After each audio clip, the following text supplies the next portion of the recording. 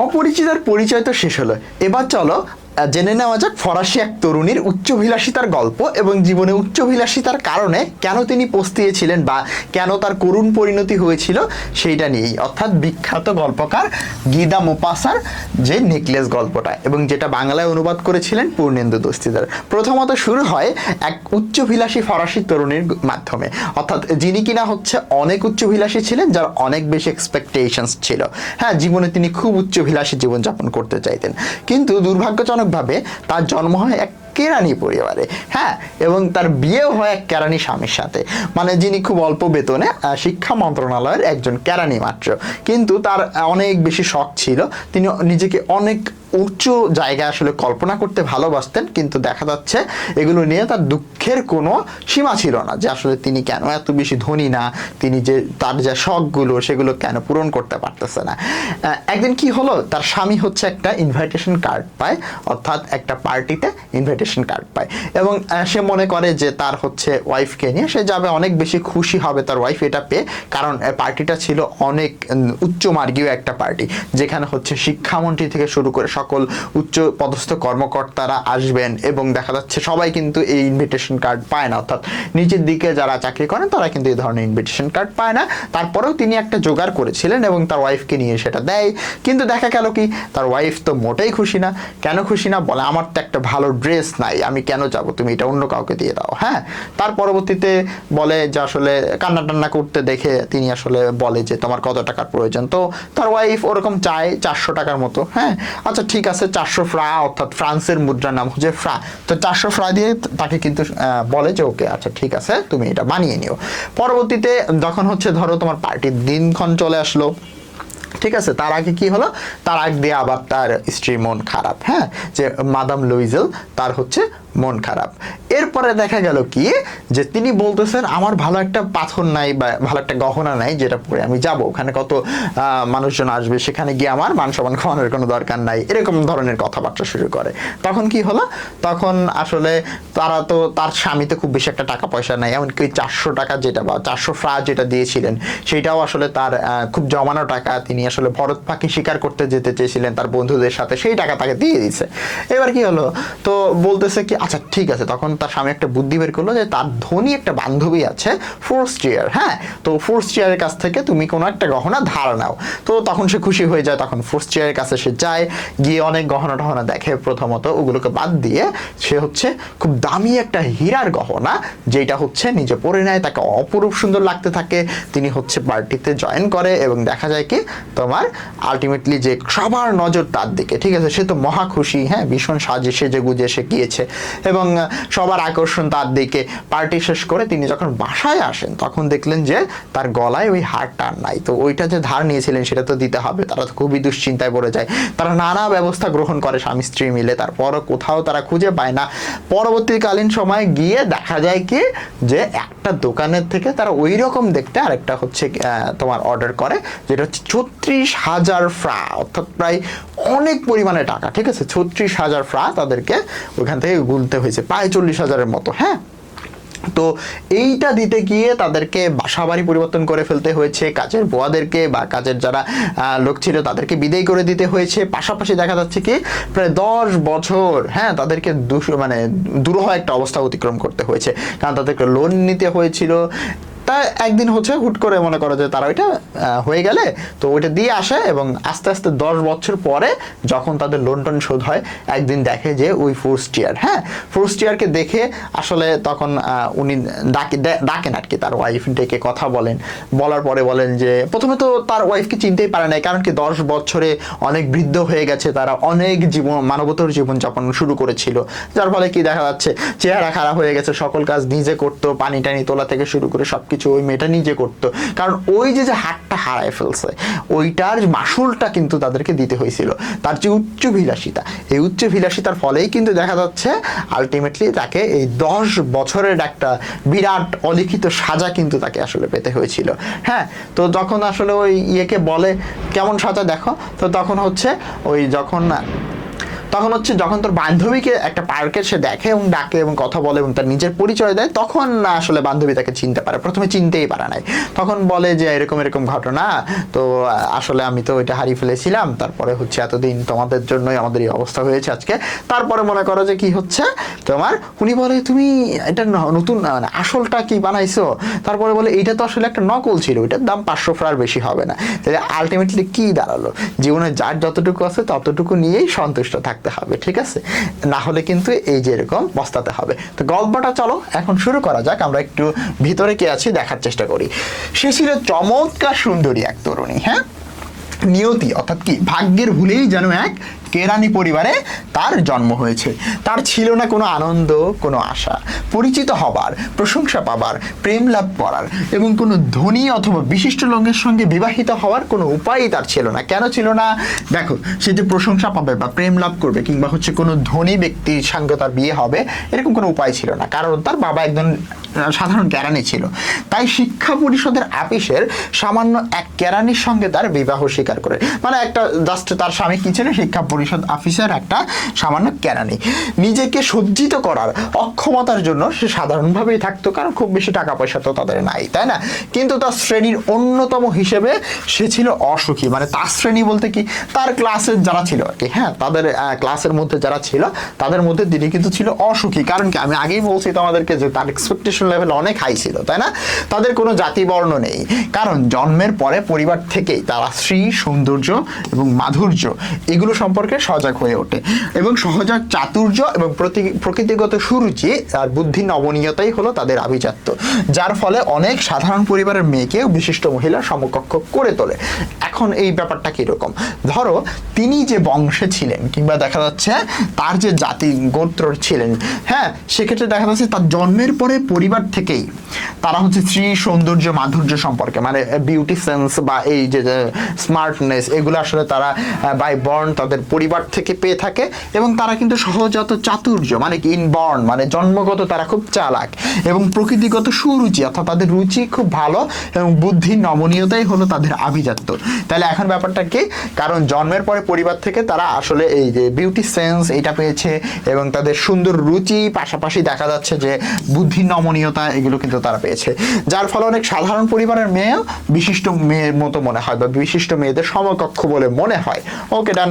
তারপরে দেখো, সর্বদা তার মনে দুঃখ, তার ধারণা সব সুরুচিপূর্ণ এবং বিলাসিতার যত বস্তু আছে সেগুলোর জন্যই তার জন্ম হয়েছে। তার বাসকক্ষের দারিদ্র, হতশ্রী দেওয়াল, জীর্ণ চেয়ার, বিবর্ণ জিনিসপত্রের জন্য সে ব্যথিত হতো। মানে সে আসলে খুশি ছিল না, তার যা কিছু ছিল সেগুলো নিয়ে সে খুশি ছিল না। তার মনে হতো তার এই অবস্থা এরকম আসলে তার মতো অবস্থার অন্য মেয়ে এইসব জিনিস যদিও লক্ষ্য করতো না, সে এত দুঃখিত এবং ক্রুদ্ধ হতো। সে খরবকায় ব্রেটন এই ঘরটি তৈরি করে দিয়েছিল, তাকে দেখলেই মনে বেদনা ভরে দুঃখ আর বেপরা সব স্বপ্ন জেগে উঠতো। মানে খরবাকার এই ব্রেটন তার ঘরটা, সাধারণ ঘর, তারা যে ঘরটায় বসবাস করতো সেই ঘরটা তৈরি করে দিয়েছিল এবং সেটা মনে করলে তার বেদনা ভরা দুঃখ যে তাদের বিশাল একটা প্রাসাদ নাই, এরকম একটা দুঃখ তারা ফিল করে। তারপর সে বেপরোয়া সব স্বপ্ন তার জেগে উঠতো, যে মনে বুঝতেই পারতেছে বেপরোয়া স্বপ্ন কিরকম হতে পারে, যে যত উচ্চ বিলাসী স্বপ্ন সেগুলো কিন্তু তিনি দেখতেন। আচ্ছা দেখো, সে ভাবতো তার থাকবে প্রাচ্য চিত্র শোভিত উচ্চ ব্রোঞ্জের আলোকমণ্ডিত পার্শ্বকক্ষ। তো বুঝতেই পারতেছো যে তার থাকবে হচ্ছে প্রাচ্য চিত্র শোভিত উচ্চকক্ষ, ব্রোঞ্জের আলোকমণ্ডিত পার্শ্বকক্ষ, মানে কি যেখানে হচ্ছে মানে তার যে ড্রয়িং রুমটা থাকবে সেটা এরকম শোভিত থাকবে, হ্যাঁ, উচ্চ মার্গীয় ব্যাপার সেখানে থাকবে। আর থাকবে দুজন বেশ মোটা সোটা গৃহভৃত্য, ভৃত্য বলতে আসলে গৃহের চাকরানি বোঝানো হচ্ছে বা চাকর বোঝানো হচ্ছে, যে মোটা সোটা দুইজন থাকবে, তার সমস্ত কাজ করে দিবে, তাকে আসলে বাতাস করা থেকে শুরু করে হাত পাটে পায়ে এইসব করবে আর কি, হ্যাঁ। তারা খাটো পায়জামা পরে যেই বড় আকারের আরাম কেদারার দুইটি গরম করার যন্ত্র থেকে বিক্ষিপ্ত ভারী হাওয়ার নিদ্রালু হয়ে উঠেছে, তাতে শুয়ে তিনি ঘুমিয়ে থাকবে। মানে কি, ওই যে পায়জামা পরে যে বড় আরাম কেদারা দুইটি গরম করার যন্ত্র এরকম ধরে রাখবে এবং যাতে করে তিনি এসে ঘুম পেয়ে যাবে, মানে বেশ একটা আরামদায়ক হচ্ছে যে ব্যাপার স্যাপার সে চিন্তা করতো। সে কামনা করতে এমন একটি বৈঠকখানা, মানে যেখানে হচ্ছে তোমার সে কথাবার্তা বলবে, পুরনো রেশমি পর্দা যেখানে ঝুলবে, তো পুরনো রেশমি পর্দা সেখানে ঝুলবে, মানে হচ্ছে বেশ একটা আভিজাত্যের একটা ছোঁয়া থাকবে সেখানে, হ্যাঁ। থাকবে তাতে বিভিন্ন রকমের আসবাব মানে হচ্ছে ফার্নিচার, তার উপরে শোভা পাবে অমূল্য সব প্রাচীন কৌতূহল উদ্দীপক সামগ্রী, মানে কি সব অ্যান্টিক জিনিসপত্র আসলে ওখানে থাকবে। যেসব পরিচিত ও আকাঙ্ক্ষিত পুরুষ সব মেয়েদের কাম্য, মানে সকল মেয়েরা যাদেরকে চায় বা যারা হচ্ছে আইডল ওয়ান কাইন্ড অফ, সেই সব অন্তরঙ্গ বন্ধুদের নিয়ে বিকেল 5টায় গল্পগুজব করার জন্য ছোট্ট সুরভিত একটি কক্ষ সেখানে থাকবে, তাই না? একদম সাজানো গোছানো। এটা তার কল্পনা বা এটা তার হচ্ছে উচ্চভিলাষিতা। 3 দিন ধরে ব্যবহৃত একখানা টেবিল ক্লথ ঢাকা গোল একটা টেবিল, তার স্বামীর বিপরীত দিকে সে যখন সন্ধ্যাভোজে বসে খুশির আমেজে তার স্বামী বড় সরুয়ার পাত্র, সরু আছে সুপ, সরুয়ার পাত্রটির ঢাকনা তুলতে তুলতে পরে, ও কি ভালো মানুষ, এর চেয়ে ভালো আর কিছু আমি চাই না। তখন তার মনে পড়বে আড়ম্বরপূর্ণ সন্ধ্যাভোজের কথা, মানে যখন একটা সিম্পল সাধারণ পরিবারের মতো হচ্ছে তারা যখন খাবার দাবার খাওয়া শুরু করে, তখন তার মনে পড়ে আড়ম্বরপূর্ণ সন্ধ্যাভোজের কথা। উজ্জ্বল রৌপ্য পাত্রাদি, হ্যাঁ, মায়াময় বনভূমির মধ্যে প্রাচীন বিশিষ্ট ব্যক্তি ও বিরল পাখির চিত্র শোভিত কারুকার্যপূর্ণ পর্দা দিয়ে ঢাকা দেয়ালের কামনা, মানে তার থাকবে হচ্ছে সুন্দর আড়ম্বরপূর্ণ একটা সন্ধ্যাভোজ, উজ্জ্বল মানে রূপার পাত্র, তারপরে মায়াময় একটা বনভূমির মধ্যে প্রাচীন বিশিষ্ট এক ব্যক্তি ও বিরল পাখির চিত্র শোভিত একটা রুম বা একটা দেয়াল, হ্যাঁ, সেভাবে অপরূপ পাত্রে পরিবেশিত হবে অপূর্ব খাদ্য। আর গোলাপি রঙের রোহিত মাছের টুকরা, রোহিত মানে হচ্ছে মূলত রুই মাছ, রুই মাছের বৈজ্ঞানিক নামটা যদি তোমাদের দেখো তাহলে হবে ল্যাবিও রুইতা, তাইলে এটা হচ্ছে রোহিত মাছের টুকরো। অথবা মুরগির পাখনা, মানে ওই যেটা উইংস বলো তোমরা, হ্যাঁ, খেতে খেতে মুখে সিংহ মানবীর হাসি নিয়ে কান পেতে শুনবে চুপি চুপি বলা প্রণয় লীলার কাহিনী, মানে কি প্রেমের কথা সে শুনবে চুপি চুপি, মানে এইটা আসলে সে কল্পনা করত এবং সে এটা চেত আর কি, যে খাবার দাবার থেকে শুরু করে তার আসবাব, তার যে ডেকোরেশন সবকিছুতে একদম আভিজাত্যের সর্বোচ্চ পর্যায়ে ছুঁয়ে যাবে। হ্যাঁ, তার ফ্রেন্ড সার্কেল হবে সবচাইতে বেশি আরাধ্য পুরুষ, অর্থাৎ যারা হচ্ছে সবার আইডল, সেই ধরনের পুরুষদের নিয়ে তিনি বিকাল 5টার সময় কি জাস্ট বৈঠকখানায় বসে আড্ডা দিতে চান। তার কাছে ফ্রক বা জড় গহনা নেই বলতে কিছুই, মানে একদম কিছুই নেই, অথচ ওই সব বস্তুই তার প্রিয়, মানে যত বিলাসিতার বস্তু আছে, যত জড়োয়া গহনা আছে, সেগুলোই তার কাছে প্রিয়। তার ধারণা ওই সবের জন্যই তার সৃষ্টি। সুখী করার, কাম্য হওয়ার, চালাক ও প্রণয় যাচিকা হবার কতই না তার ইচ্ছা। তার মানে কি তিনি সুখী হবেন বা হচ্ছে সবার কাম্য হবেন, চালাক ও প্রণয় যাচিকা মানে কি যে হচ্ছে প্রেম লাভ করতে চায় এমন একজন নারী হবেন। হ্যাঁ, তো এইসব হওয়ার তার ইচ্ছা। তার কনভেন্টের সহপাঠিনী, মানে ওই যে যেখানে পড়াশোনা করেন কনভেন্টের এক সহপাঠিনী ধনী বান্ধবী ছিল, তার সঙ্গে দেখা করতে গেলে তার ভালো লাগতো না, কারণ দেখা করে ফিরে এসে তার খুব কষ্ট লাগতো। বিরক্তি, দুঃখ, হতাশা ও নৈরাশ্যে তার সমস্ত দিন সে কাঁদতো। এক সন্ধ্যার সময় হাতে একটি বড় খাম নিয়ে বেশ উল্লসিত হয়ে তার স্বামী ঘরে ফিরল। সে বলল, এই যে তোমার জন্য একটা জিনিস এনেছি। ওই দেশে কি নিয়ে আসছে দেখো। মেয়েটি তাড়াতাড়ি খামটি ছিঁড়ে তার ভিতর থেকে একখানা ছাপানো কার্ড বের করলো। আচ্ছা, ভিতর থেকে একখানা ছাপানো কার্ড বের করতো। তাদের নিচের কথাগুলি মুদ্রিত ছিল। জনশিক্ষামন্ত্রী ও মাদাম জর্জ রেমপন্ন আগামী 18ই জানুয়ারি সন্ধ্যায় তাদের নিজ বাসগৃহে মসিয়ে মানে হচ্ছে মিস্টার মানে এই যে তোমার যিনি হচ্ছে স্বামী, এবং মাদাম লুইজেল, তার মানে কি এই লুইজেল কিন্তু মূলত স্বামীর নাম, তাহলে মিস্টার লুইজেল অ্যান্ড মিসেস লুইজেল, হ্যাঁ, এদের উপস্থিতি কামনা করেন। তার মানে কি ওই পার্টিতে তার একটা ইনভিটেশন কার্ড পাইছে। তার স্বামী যেমন আশা করেছিল তেমন ভাবে খুশি হওয়ার পরিবর্তে মেয়েটি বিদ্বেষের ভাব নিয়ে আমন্ত্রণ লিপিখানা টেবিলের উপরে নিক্ষেপ করে বিড়বিড় করে বলে, ওখানে নিয়ে তুমি আমায় কি করতে বলো? কিন্তু লক্ষ্মীটি, আমি ভেবেছিলাম এতে তুমি খুশি হবে, তুমি বাহিরে কখনোই যাও না। এই একটা সুযোগ, চমৎকার একটা সুযোগ, হ্যাঁ, এটা জোগাড় করতে আমাকে অনেক কষ্ট করতে হয়েছে। সবাই একখানা চায়, কিন্তু খুব বেছে বেছে সবাইকে দেওয়া হয়, কর্মচারীদের বেশি দেওয়া হয় না। সেখানে তুমি গোটা সরকারি মহলকে দেখতে পাবে। বিরক্তির দৃষ্টিতে তার দিকে তাকিয়ে মেয়েটি অধীর ভাবে বলে উঠল, ওই ঘটনার মতো একটা ব্যাপার কি পরে আমি যাব বলে তুমি মনে করো? ওই যে সে সম্পর্কে তুমি কিছুই ভাবো না। সে বিব্রত ভাবে বলে, কেন, আমরা থিয়েটারে যাওয়ার সময় যে পোশাকটা তুমি পরো ওইটাই পরবে, ওটা আমার কাছে খুব সুন্দর লাগে। তার স্ত্রীকে ফুপিয়ে ফুপিয়ে কাঁদতে দেখে আতঙ্কে নির্বাক ও হতবুদ্ধি হয়ে গেল তার স্বামী। তাই তো তার চোখের পাশ থেকে বড় বড় দুফোঁটা অশ্রু তার গালের উপরে গড়িয়ে পড়লো। সে থতমত খেয়ে বলল, কি হলো তোমার? প্রবল চেষ্টায় মেয়েটির বিরক্তি দমন করে তার সিক্ত মানে হচ্ছে ভেজা, গন্ড মানে গাল, মুখ মুছে শান্ত কণ্ঠায় জবাব দেয়, কিছুই না, শুধু আমার কোনো পোশাক নেই বলে আমি ওই ব্যাপারে ব্যাপারে যেতে পারবো না। তোমার যে কোনো সহকর্মীর স্ত্রীর পোশাক আমার চেয়ে যদি ভালো থাকে কার্ডখানা তাকে দিয়ে দাও। তার মানে বুঝতেই পারতেছো যে কতটা ডেঞ্জারাস একটা মহিলা, যে একটা ইনভিটেশন পাইছে, তার ভালো ড্রেস নাই, মানে বলতেছে যে আমাকে অনেক ভালো একটা ড্রেস দিতে হবে, আদারওয়াইজ আমি যাব না। তুমি তোমার অন্য কোনো কর্মচারী যদি থাকে তাদেরকে আসলে এই কার্ডটা তুমি দিয়ে দাও, যাতে করে তারা যাইতে পারে। সে মনে মনে দুঃখ পায়, সে কিন্তু এখনকার মেয়েদের মতো অত ভালো না, দেখছো। আচ্ছা যাই হোক, সে মনে মনে দুঃখ পায়, তারপরে সে জবাব দেয়, মাতিলদা বেশ, তো চলো আলাপ করি আমরা। এমন কোন পোশাক বা অন্য কোনো উপলক্ষে যা দিয়ে কাজ চলবে, বেশ সাদা সিধা, তার দাম কত হতে পারে, মানে একটা ড্রেসের দাম আসলে কেমন হতে পারে যেটাতে অন্য উপলক্ষেও কাজ চলবে এবং সাদা সিধা এই যে পার্টিতে আর জয়েন করার জন্য উপযুক্ত হবে। কয়েক সেকেন্ড মেয়েতে চিন্তা করে দেখে এমন একটা সংখ্যার কথা বলতে হবে যেটা বললে তার যে হিসেবে রানী সে অবশ্যই না করতে পারে না, হ্যাঁ, বা না করতে পারে না। এরকম শেষ পর্যন্ত ইতস্তত করে মেয়েটি বলল, আমি ঠিক বলতে পারছি না, তবে আমার মনে হয় 400 ফ্রা হলে কেনা যাবে। এখন ফ্রা কি? ফ্রা হচ্ছে ফ্রান্সের মুদ্রার নাম, ঠিক আছে।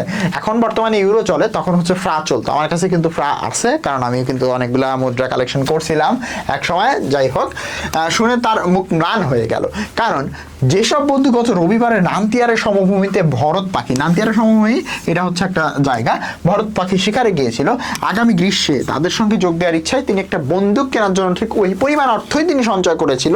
তা সত্ত্বেও জবাব দিল, বেশ, তো আমি তোমাকে 400 ফ্রা দেবো, কিন্তু সুন্দর একটি পোশাক কিনে নিও। তার মানে বুঝতেই পারতেছো স্বামী কত ভালো। বউটা আসলে খুব বেশি একটা, মেয়েরা কিন্তু দুঃখ পেও না, বা মেয়েরা খুব বেশি মন খারাপ করো না, স্বামী কিন্তু ভালো, দেখছো। নিজের বন্দুক কেনার টাকা কিন্তু সে দিয়ে দিল কোথায়? তার ওয়াইফকে ড্রেস কেনার জন্য। দেখছো, ছেলেরা কিন্তু এমনই হয়, হ্যাঁ, ছেলেরা কিন্তু এমনই হয়। যাই হোক না কেন, দেখো বল নাচের দিন যতই এগিয়ে আসতে থাকে ততই মাদাম লুইজেলকে বিচলিত আর উদ্বিগ্ন মনে হয়। বল নাচ কি? মূলত আমি তোমার বুঝাই বল নাচ ব্যাপারটা কি। দেখো, এই যে ব্যালে ডান্স না কি বলে, তোমরা অনেকে আবার জানো না এইসব, যারা মুভি টুভি দেখো তো অনেকে দেখে থাকবা। এই যে মনে করো কাইন্ড অফ কাপল ড্যান্স, ঠিক আছে, এই ধরনের ড্যান্স যেটাকে বলা হয় বল নৃত্য।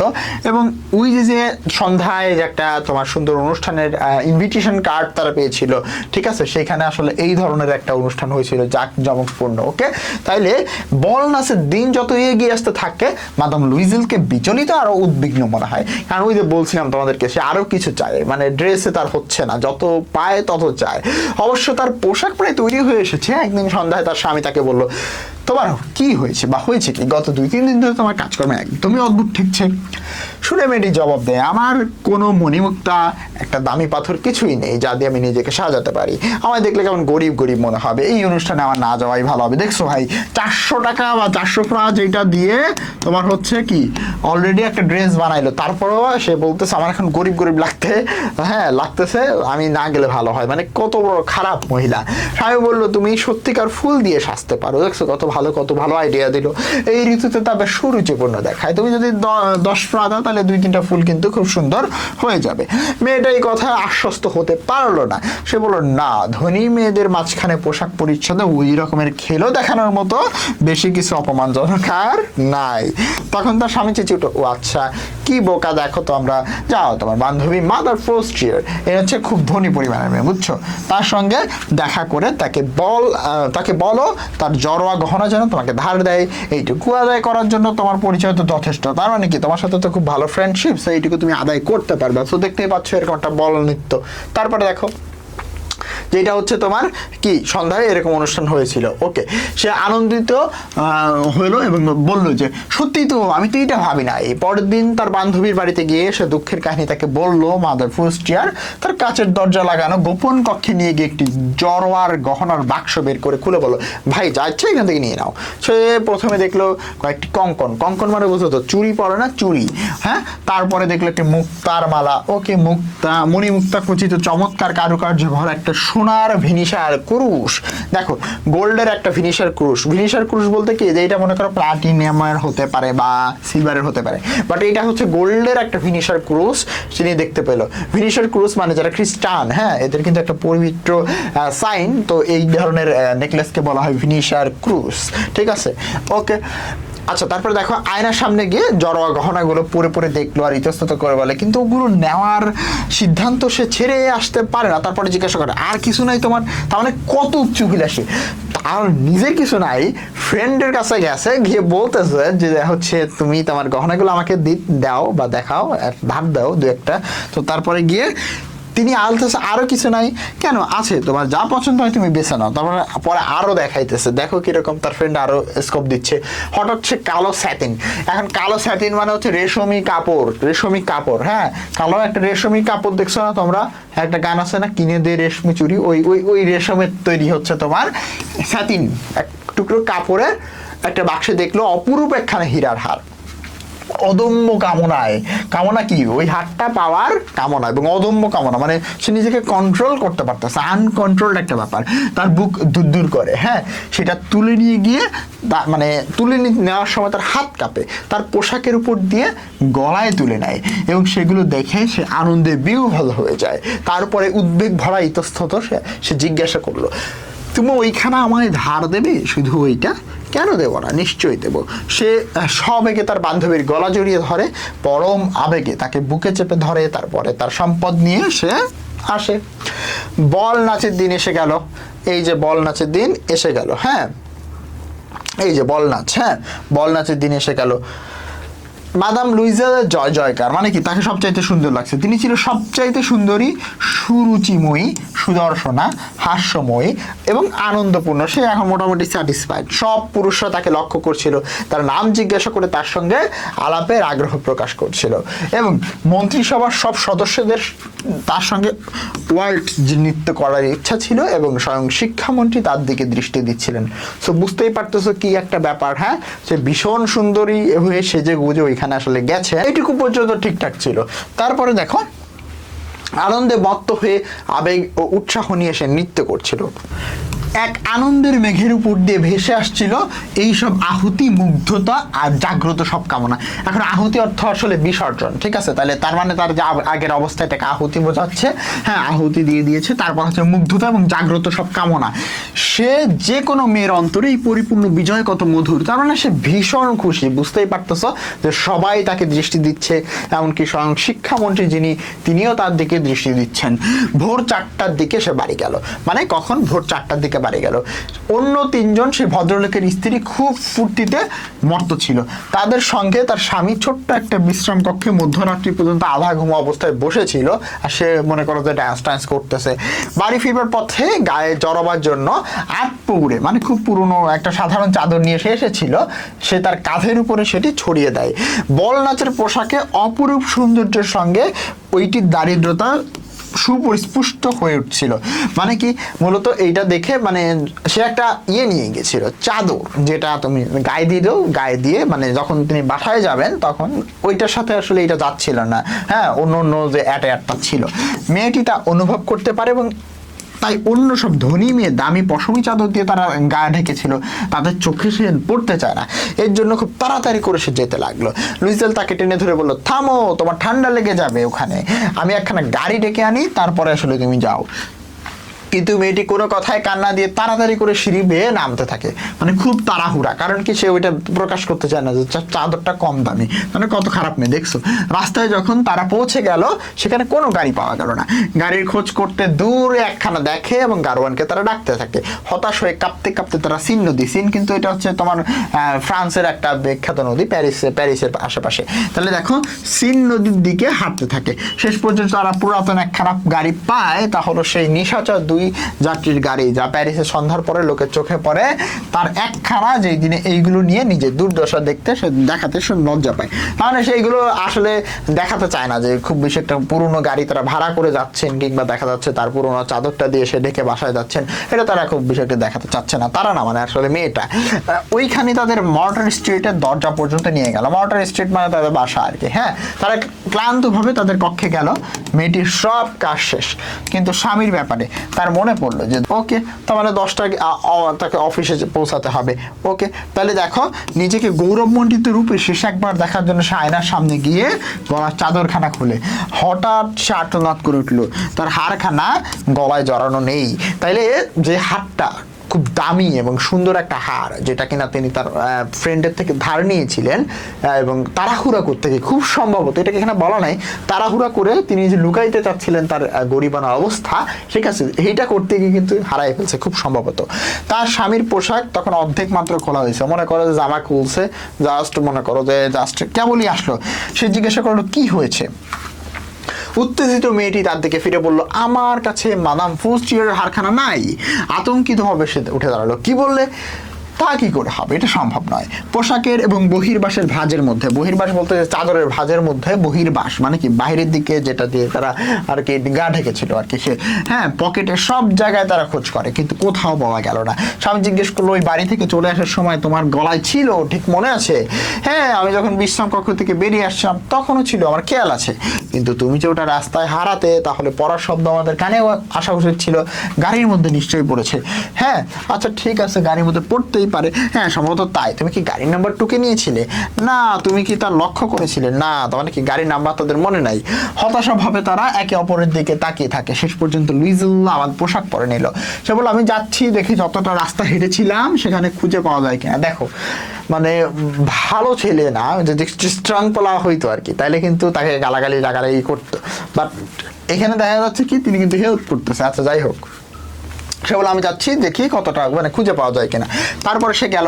মেয়েটির সন্ধ্যা গাউন, সন্ধ্যার সময় যে গাউনটা সে পরে, গাউন এক ধরনের পোশাক, হ্যাঁ পরেই রয়ে গেল। এবং বিছানায় শুতে যাওয়ার শক্তি তার নেই, মানে ভয়তে বোধত কোনো উচ্চাসে বা ভাবনা ছাড়াই সে একখানা চেয়ারে গায়ে নিয়ে পড়ে রইল, মানে হতাশ। হ্যাঁ, সকাল 7টার দিকে তার স্বামী ফিরে এলো। হ্যাঁ, এসে কিন্তু কিচ্ছুই সে খুঁজে পায় নাই। যাই হোক, সে পুলিশের কাছে এবং গাড়ির অফিসে গিয়েছিল, পুরস্কার ঘোষণা করে একটি বিজ্ঞাপনও দিয়ে এসেছে। সে যথাসাধ্য করে এসেছে বলে তার মনে কিছুটা আশা হলো যে পাবো এটা। হ্যাঁ, ভয়ানক বিপর্যয়ের সময় মেয়েটি সারাদিন বিভ্রান্ত অবস্থায় কাটালো, মনে করতো ভয় ভয় একটা ব্যাপার স্যাপার। সন্ধ্যাবেলায় যখন লুইজেল ফিরে এলো তখন তার মুখে যন্ত্রণার মলিন ছাপ, কিছুই খুঁজে পাওয়া যায় নাই। সে বললো, তোমার বান্ধবীকে লিখে দিতে হবে যে হারের আংটাটা তুমি ভেঙে ফেলেছ, তাই সেটি মেরামত করতে দিয়েছ, তাতে আমরা কিছুটা ভেবে দেখবার সময় পাবো। হ্যাঁ, মানে তখন বলতেছে যে তুমি তোমার বান্ধবীকে একটু লিখে দাও যে আংটাটা হারাই গেছে বা আংটাটা হচ্ছে নষ্ট হয়ে গেছে, এটা মেরামতের জন্য কিছু টাইম আমাদেরকে দাও, ঠিক আছে? তাহলে কিছুটা পাওয়া যাবে, সময় পাওয়া যাবে। তার নির্দেশ মতো মেয়েটি লিখে দিল। 1 সপ্তাহ শেষ হলো, মানে কি প্রায় 7 দিন শেষ হওয়ার পরে কিন্তু তারা সকল আশা ত্যাগ করলো। বয়সে 5 বছরের বড় লুইজেল ঘোষণা করলো, ওই জড়োয়া গহনা ফেরত দেবার ব্যবস্থা আমাদেরকে করতেই হবে। আচ্ছা তাইলে দেখো, পরদিন যে বাক্সটা ছিল সেই ভিতরে যে স্বর্ণাকারের নাম ছিল, হ্যাঁ তার কাছে সেটা নিয়ে গেল। সে খাতাপত্র ঘেটে বলল, মাদাম ওই হারখানা আমি বিক্রি করিনি, আমি শুধু বাক্সটা দিয়েছিলাম। তারা বুঝতেছে বুদ্ধি আছে, কিন্তু তারা কিন্তু ওই ভিতরে যে নকশা ছিল তার কাছে নিয়ে গেল, ঠিক আছে, যে আমরা এই বাক্সটা শুধু দিয়েছিলাম কিন্তু এটা বিক্রি করি না। তাতে আরো হতাশ হয়ে গেল, বুঝতো যে ওর ভিতরে যে যার সাইন ছিল বা যেই স্বর্ণাকারের নাম ছিল তার কাছে যাওয়ার পরেও কিন্তু হারের কোনো হদিস পাওয়া যাচ্ছে না। মা এমন হার সে আবার তৈরি করে দিতে পারবে এমন কোনো সুযোগ সুবিধা নাই। তারপরে তারা সেই হারটির মতো হার খরচ করার জন্য তাদের স্মৃতির উপর নির্ভর করে এক স্বর্ণকার থেকে অন্য স্বর্ণকারের কাছে যেতেই থাকে। দুইজনের শরীরে বিরক্তি এবং উদ্বেগে খারাপ হয়ে যাচ্ছে যে কি একটা ঝামেলা না। প্যালেস রয়্যালে তারা এমন একটা হীরার কণ্ঠহার দেখলো এবং ঠিক করলো তাদের এটা হার তাদের হারানো হারের মতোই। দাম কত? দাম হচ্ছে 40,000 ফ্রা। Can you imagine? 400 ফ্রা হচ্ছে অনেক মানে বেশি, সেখানে হচ্ছে 40,000 ফ্রা তাদেরকে দিতে হবে ওই হারটা কিনতে হইলে, একটা হার জাস্ট। হ্যাঁ, তারপরে দেখো 36,000 ফ্রাতে তারা পেতে পারে, মানে 36,000 ডিসকাউন্ট দিয়ে এটা তারা পেতে পারে। 3 দিন যেন ওইটা বিক্রি না করে তার জন্য স্বর্ণকার কে বিশেষভাবে তারা অনুরোধ করলো। হ্যাঁ, আরো ব্যবস্থা করলো যে যদি ফেব্রুয়ারি মাস শেষ হওয়ার আগে ওই হারটা খুঁজে পায় তাহলে এটা ফেরত দিলে 34,000 ফ্রা ফেরত পেতে পারে। মানে তারা একটা অপশন রাখলো যে 34,000 ফ্রা আবার ফিরে পেতে পারে যদি তারা ওইটা ফিরে পায় আর কি। লুইজেলের কাছে তার বাবার মৃত্যুর পরে প্রাপ্ত, মানে বাবার মৃত্যুর পরে প্রাপ্ত কত টাকা? 18,000 ফ্রা ছিল। এটা কি তোমার হচ্ছে ছেলেটার কাছে অর্থাৎ তার স্বামীর কাছে ছিল, বাকিটা কি করলো? ধার করলো। 18 দুগুণে 36, মানে অর্ধেকটা পাইছে আর অর্ধেকটা ধার করছে। মাদাম লুইজেল যখন জড়োয়া গহনা মাদাম ফোস্টিয়ারকে ফেরত দিতে গেল তখন শেষোক্ত মেয়েটি নির্জীব কণ্ঠে বলল, ওটা আরো আগে তোমায় ফেরত দেওয়া উচিত ছিল, কারণ তা তো তোমার দরকারও হতে পারতো।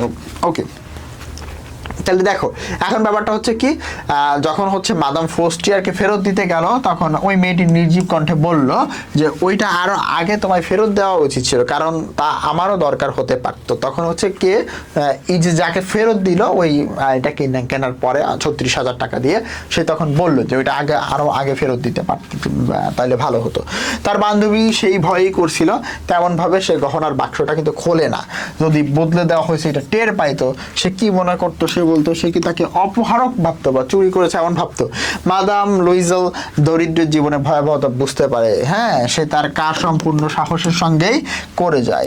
দুঃখজনক, দেনা শোধ করার প্রয়োজন, সে তো দেবে। দাসীকে বিদায় করে দিল, তারা বাসা পরিবর্তন করলো, নিচু ছাদের কয়েকটা কামরার একটা ছোট্ট বাসা ভাড়া করলো যাতে করে কিছুটা খরচ কমে আসে, কারণ দেনা পাওনা হয়ে গেছে। 18,000 তারা কিন্তু ধার নিছে, তাই না? 36,000 ফ্রা দিয়ে কিন্তু তারা এটা কিনছে। 18,000 হচ্ছে তার বাবার মৃত্যুর পরে যে টাকাটা ছিল সেটাও কিন্তু তাদেরকে ব্যয় করে ফেলতে হয়েছে, এবং আরো 18,000 টাকা তারা ধার নিল। হ্যাঁ, ঘর কন্যার কঠিন সব কাজ এবং রান্নাঘরে বিরক্তি সব কাজকর্ম সে শিখে নিল। তার গোলাপি নখ দিয়ে সে বাসন ধোয়, তৈলাক্ত পাত্র, ঝোল, কড়াই সব মাঝে, হ্যাঁ, ময়লা কাপড় চোপড়, সমিজ, তারপর হচ্ছে বাসন কোসন এইসব কিছু পরিষ্কার করে দড়িতে শুকাতে দেয়। রোজ সকালে সে আবর্জনা নিয়ে রাস্তায় ফেলে। সিঁড়ির প্রত্যেক ধাপে শ্বাস নেবার জন্য থেমে থেমে থেমে থেমে সে পানি তোলে, ঠিক আছে, বা জল তোলে। সাধারণ পরিবারের মেয়ের মতো পোশাক পরে, হাতে ঝুড়ি নিয়ে মুদির দোকান, কষাই, ফলের দোকান যায়, এবং দুঃখের একটা পয়সার জন্য সে দামাদামি করে আর কি। প্রত্যেক মাসেই সময় নিয়ে কিছু দলিল বদল করতে হয়, মানে কিছু শোধ দিতে হয়, কি ঋণ কিছু শোধ দিতে হয় যে ধারগুলা তারা নিয়েছিল। তার স্বামীও সন্ধ্যাবেলায় কাজ করে, সে মানে ওভারটাইম করতেছে আর কি, হ্যাঁ, যে ওই ধারের টাকা তো শোধ দেওয়া লাগবে। সে কয়েকজন ব্যবসায়ীর হিসাবের খাতা ঠিক করে, ঠিক আছে, মানে সে হচ্ছে অ্যাকাউন্টেন্টের কাজ করে। রাত্রে এক পাতা 500, এখন এটা হচ্ছে 500 বলতে আসলে বোঝানো আছে সেন্ট, সেন্ট বলতে বোঝানো পয়সা। তাহলে এক পাতা করে নকল লিখে দেয়, এই নকল লিখে দেয়, এবং যার ফলে কিন্তু সে 5 পয়সা করে পায়। এরকম জীবন 10 বছর ধরে চললো। কত বছর ভাই? 10 বছর। 10 বছর কিন্তু তাদের এরকম টানাপোড়েনে জীবন চললো, যে মাথার ভিতর ঋণের চিন্তা, তারপরে হচ্ছে ওভারটাইম কাজ করতে হচ্ছে, সকল কাজ মেয়ে করতেছে, ঘষা মাজা, কড়াই মাজা থেকে শুরু করে পানি তোলা সবকিছু। 10 বছর শেষে তারা সবকিছু মহাজনের সুদ সহ প্রাপ্য নিয়ে ক্ষতিপূরণ টুরন দিয়ে সবকিছু একদম দিয়ে ফেলতে পারবে। তাছাড়া কিছু তাদের সঞ্চয়ও হলো। তাহলে 10 বছর পরে তারা সবকিছু শোধ বাদ দিয়ে দিছে এবং কিছু হালকা কিছু সঞ্চয় হয়েছে। মাদাম লুইজেলকে দেখলে এখন মনে হবে যে অনেক বয়স্কা মহিলা, একদম গরিব গৃহস্থ করে শক্ত কর্মঠ এবং অমার্জিত মেয়ের মতো আসলে তাকে এখন মনে হচ্ছে। তার চুল অবিন্যস্ত, হ্যাঁ, ঘাগরা এক পাশে মোচড়ানো, যেটা এক ধরনের পোশাক, এক পাশে মোচড়ানো, হাতাগুলো লাল। সে চড়া গলায় কথা বলে এবং বড় বড় কলসিতে জল এনে মেঝে ধোয়। কিন্তু কখনো তার স্বামী অফিসে থাকে, যখন জানলার ধারে বসে থাকে বিগত দিনগুলোর সেই সন্ধ্যা অনুষ্ঠান এবং সেই বল নাচ তাকে এত সুন্দর দেখাচ্ছিল, সে অতিরিক্ত প্রশংসা পেয়েছিল, তার কথা সে ভাবে যদি সে গলার সেই হারখানা না হারাতো তাহলে কেমন হতো। কে জানে, কে বলতে পারে কি অনন্য সাধারণ এই জীবন, আর তার মধ্যে কত বৈচিত্র্য। সামান্য একটি বস্তুতে একজন ধ্বংস হয়ে যেতে পারে, আবার বাঁচতেও পারে। তারা বুঝতে সে এক সময় জানলার ধারে বসে এইসব চিন্তা করতো যে আসলে যদি এটা না হারাতো তাহলে তার জীবনটা কেমন হতো। সে সবার প্রশংসা পেয়েছিল, বা দেখা যাচ্ছে একটা সামান্য জিনিসে কিভাবে মানুষের জীবনকে ধ্বংস করে দিতে পারে। এই এক রবিবারে সারা সপ্তাহের দুশ্চিন্তা মন থেকে দূর করার জন্য সে চামস এলিসিস, এটা হচ্ছে একটি পার্ক, চামস এলিসিস এটি একটি পার্ক যেখানে সে ঘুরে বেড়াচ্ছিল, মানে একটু দুশ্চিন্তা কমানোর জন্য, ঠিক আছে, ঘুরে বেড়াচ্ছিল। হঠাৎ একটি শিশুকে নিয়ে ভ্রমণরত একজন মেয়েকে তার চোখ পড়লো। সে হলো মাদাম ফোস্ট্রিয়ার, মানে তার ওই ফ্রেন্ড যার কাছ থেকে সে ধার নিয়েছিল। সে এখন যুবতী, সুন্দরী, আকর্ষণীয়। এটা দেখে মাদাম লুইজেলের মন খারাপ হয়ে গেল যে আমি তার থেকে সুন্দর ছিলাম, ঠিক আছে, এখন সে এখনো যুবতী, ঠিক আছে, কি হলো একটা ব্যাপার স্যাপার, আমি এখনো বৃদ্ধা হয়ে গেছি এরকম। সে কি ওই মেয়েটির সঙ্গে কথা বলবে? হ্যাঁ, অবশ্যই বলবে। সে মেয়েটির কাছে এগিয়ে গিয়ে বললো সুপ্রভাত জেনি, তার মানে তাকে বললো সুপ্রভাত জেনি, মানে তাকে ওয়েলকাম করলো বা ওয়ান কাইন্ড অফ তার সাথে কথা বলার চেষ্টা করলো। এবং এই সময়ে কিন্তু তোমার মাদাম লুইজেল উনি কিন্তু অনেক বয়স্কা হয়ে গেছেন, কারণ প্রচুর কাজ করতে হয়েছে। On the other hand madam Fostier যিনি হচ্ছে এখনো যুবতী রয়েছেন, বা এখনো হচ্ছে তোমার খুব সুন্দর আছেন, আর উনি কিন্তু তার চেহারাটা নষ্ট হয়ে গেছে, প্রচুর কাজ করতে হয়েছে। তার বন্ধু তাকে চিনতে পারলো না। এই ফার্স্ট ইয়ার তো তাকে এখন চিনতে পারলো না, এক সাধারণ মানুষ ভেবে তাকে মানে অন্তরঙ্গ ভাবে অত সম্বোধন করলো, কি রে আপনি এত মানে খুব কাছের বলে সম্বোধন করলেন। সে বেশ অবাকই হলো, সে বিভ্রান্ত ভাবে বলল, কিন্তু মাদাম আমি তো আপনাকে চিনলাম না, আপনার বোধহয় ভুল হয়েছে। না আমি মাতিলদা লুইজেল। তখন কিন্তু বললো যে এটা মাদাম লুইজেলের নাম কিন্তু আরেক নাম আছে, হ্যাঁ মাতিলদা লুইজেল। আচ্ছা, তার বান্ধবী বিস্ময় চেঁচিয়ে উঠে বললো, হায় আমার বেচারি মাতিলদা, এমন ভাবে তুমি কিভাবে বদলে গেলে? হ্যাঁ তোমার সঙ্গে দেখা হবার পর থেকেই আমার দুর্দিন যাচ্ছে, বেশ কিছু দুঃখের দিন গেছে, আর সেটা হয়েছে শুধু তোমার জন্য। আমার জন্য কি করে হলো? সেই কমিশনারের বল নাচের দিন তুমি আমাকে একটা হীরার হার পরতে দিয়েছিলে, মনে আছে? হ্যাঁ বেশ মনে আছে, হীরার হার পরতে দিয়েছিলাম। কথা হচ্ছে সেখানে আমি হারিয়ে ফেলেছিলাম। কি বলছো তুমি? তা কি করে তুমি আমারটা ফেরত দিয়েছিলে? মানে খুব সিম্পল কোয়েশ্চেন। ঠিক সেখানের মধ্যে একখানা তোমাকে আমি ফেরত দিয়েছিলাম, তা দাম দিতে আমার 10 বছর লেগেছে। তুমি বুঝতেই পারো যে আমাদের মতো লোক যাদের কিছুই ছিল না তাদের পক্ষে এটা সহজ ছিল না, কিন্তু তা শেষ হয়েছে, সেই জন্য আমি এখন ভালোভাবেই নিশ্চিন্ত হয়েছি। মাদার ফার্স্ট ইয়ার তাকে কথার মাঝপথে থামিয়ে বলে, তুমি বলছো যে আমারটা ফিরিয়ে দেওয়ার জন্য তুমি একখানা হীরার হার কিনেছিলে? হ্যাঁ তুমি খেয়াল করোনি, ওই দুটি একই রকম ছিল। বলে সে গর্বের সাথে, মানে সেটা ভাবো না যে আমি হীরার হার কিনে তোমাকে ফেরত দিয়ে দিছি। সরল আনন্দে একটু হাসলো, মানে খুব খুশি যে না আমি দিতে পারছি, এর জন্য আর কি একটা খুশি। হ্যাঁ দেখে মাদার ফার্স্ট ইয়ার এর মনে খুবই মনে লাগলো যে আসলে দুঃখ পেল। সে তার হাত নিজের হাতের মধ্যে নিয়ে বললো, হায় আমার বেচারি মাতিলদা, আমারটা ছিল নকল, তার দাম হচ্ছে 500 ফ্রার, বেশি হবে না। তাহলে এখান থেকে কি শিখলা? যে যখন তিনি বললো যে আমার 10 বছর তোমার জন্য নষ্ট হয়েছে, হ্যাঁ তোমার হাতটা আসলে আমি দিতে গিয়ে আমার 10 বছর পরিশ্রম করতে গেছে, বা 10 বছর আমাদের দুদিন গেল। হ্যাঁ তখন দেখা যাচ্ছে কি যে ওই মাতিল, তখন দেখা যাচ্ছে ফার্স্ট ইয়ার তাকে কি বলতেছে যে হায় মাতিলদা, এটা তুমি আমাকে একটা হীরারটা কিনে দিছো, ওইটা তো আসলে নকল একটা ছিল, এটার দাম 500 ফ্রার, বেশি হবে না। তো তুমি তার মানে কি দাঁড়ালো এখানে? আসলে উচ্চ বিলাসিতা কিন্তু কখনো ভালো কিছু বয়ে আনে না। হ্যাঁ মানে যা তোমাকে দিয়েছে সৃষ্টিকর্তা ততটুকু নিয়েই সন্তুষ্ট থাকা উচিত। তো এইটাকে আসলে বলা হয়েছে ওয়ান কাইন্ড অফ নাটকীয় একটা শেষ, মানে আনএক্সপেক্টেড একটা এন্ড এই গল্পটাতে। হ্যাঁ প্রথম যখন হচ্ছে এই গল্পটা আমি পড়ি বা এই গল্পটা আমি দেখেছিলাম, সেটা হচ্ছে আমি তোমার হচ্ছে ফেরি টেলস দেখতাম, তো ওইটার মধ্যে এই তোমার হচ্ছে নেকলেস গল্পটা আমি প্রথম কার্টুন হিসেবে দেখেছিলাম, ঠিক আছে। পরে ইন্টারমিডিয়েটে যখন আসলাম, একটা মজার বিষয়, তখন দেখলাম যে এই গল্পটা হচ্ছে সুন্দর করে মনে করো যে দেওয়া আছে, ঠিক আছে। এবং সেটা আমি পড়লাম, খুবই সহজ গল্প। কি হয় যে একটা তোমার উচ্চভিলাষী মেয়ে, তার জীবনে অনেক বেশি এক্সপেকটেশন, তখন দেখা যায় কি তার স্বামী একটা অনুষ্ঠানে দাওয়াত পায়, তিনি তখন নানা জিনিসপত্র দাবি করে বসেন, একটা হার যেটা হচ্ছে তার বান্ধবীর কাছ থেকে কি করে সে ধার নেয়, কিন্তু এটা হারাই ফেলে, দিতে গিয়ে তার 10 বছর পরিশ্রম করতে হয়েছে। অ্যান্ড ফাইনালি সে জানতে পারলো কি যে ওইটার দাম 500 ফ্রার, বেশি না, তার মানে ওইটা ছিল নকল। মানে হুদাই সে এত পরিশ্রম করছে, বুঝতেই পারতেছো। মানে এই লাইনটার মধ্যে আসলে মানে অন্য লেভেলের একটা মানে ইট হিটস ডিফারেন্ট। হ্যাঁ এটা অন্য লেভেলের, ইট হিটস ডিফারেন্ট, জাস্ট অন্য লেভেলের একটা ব্যাপার, ঠিক আছে। তবে গল্পটা খুবই সহজ সাবলীল, কিন্তু খুবই ফেমাস এবং খুবই মজাদার একটা গল্প।